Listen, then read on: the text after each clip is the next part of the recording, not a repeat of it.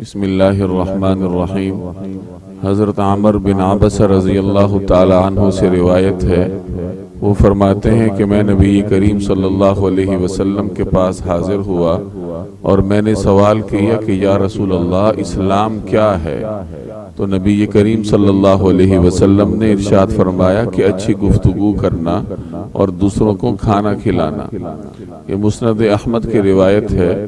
نبی کریم صلی اللہ علیہ وسلم نے اس میں اسلام کے دو بنیادی امور کی نشاندہی کی ہے کہ بنیادی طور پر اسلام لوگوں کی خدمت کرنے کا نام ہے، اور اگر کسی سے ممکن ہو سکے تو وہ دوسروں کو کھانا کھلایا کرے اور دوسروں کی مالی خبرگیری کیا کرے۔ اگر یہ ممکن نہ ہو تو کم از کم دوسروں کے ساتھ گفتگو اچھی کرنی چاہیے۔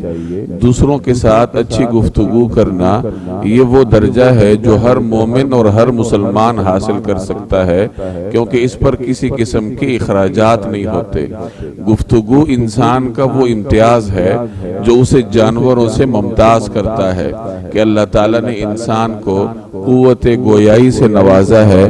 وہ اپنے مافی ضمیر کا اظہار کرتا ہے اور دوسرے لوگوں کے سامنے جو کچھ وہ محسوس کرتا ہے وہ انہیں باور کروا سکتا ہے اپنے الفاظ کے ذریعے۔ یہی گفتگو انسانی شخصیت کا آئینہ دار بھی ہوا کرتی ہے۔ آپ جب کسی کے ساتھ گفتگو کرتے ہیں تو چند لمحات میں آپ اس کے اوصاف اور قبائح پر مطلع ہو جاتے ہیں۔ اس کی گفتگو آپ کو بتا دیتی ہے کہ یہ شخص کس خاصیت کا ہے۔ اسی اہمیت کی وجہ سے قرآن کریم میں جگہ جگہ اللہ تبارک و تعالی نے گفتگو کے آداب بیان فرمائے۔ چنانچہ ایک جگہ بیان فرمایا کہ قولوا قولا سدیدا، کہ جب بات کرنی ہو، گفتگو کرنی ہو تو صاف ستھری اور سیدھی بات کیا کرو۔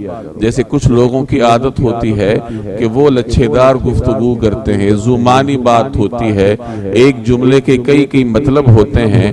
شریعت میں اس قسم کی گفتگو کو ناپسند تصور کیا جاتا ہے۔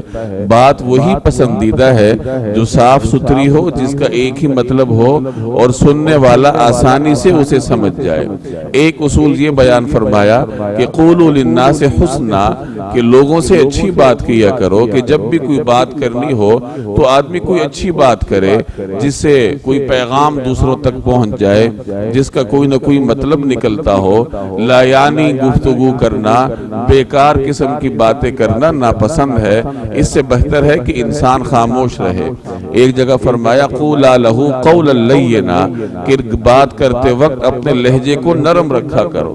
اور یہ نصیحت فرمائی گئی دو جلیل القدر انبیاء کرام کو، حضرت موسیٰ علیہ السلام اور حضرت ہارون علیہ السلام کو، کہ جب وہ فرعون کے دربار میں جا رہے تھے انہیں نصیحت کرنے کے لیے، تو اللہ تبارک و تعالی نے اپنے ان دونوں برگزیدہ پیغمبروں سے ارشاد فرمایا کہ جب فرعون سے بات کرنی ہو تو اپنے لہجے کو نرم رکھنا، نرم لہجے میں اس سے گفتگو کرنا۔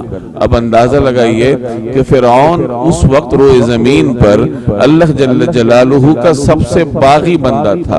اگر اپنے سب سے بڑے باغی کے ساتھ اللہ تعالیٰ کو سخت لب و لہجہ گوارا نہیں ہے تو ایک عام انسان جو اللہ جل جلالہ کی اطاعت کرنے کی کوشش کرتا ہے اس کے ساتھ ہم سخت لب و لہجہ کیسے اپنا سکتے ہیں؟ تو یہ قرآن کریم نے مختلف اصول تعلیم کیے ہیں۔ کوشش کرنی چاہیے کہ اپنی گفتگو اور اپنی بات چیت کو ان اصولوں کے دائرے میں لایا جائے۔ اللہ تبارک و تعالی مجھے اور آپ کو عمل کرنے کی توفیق عطا فرمائے۔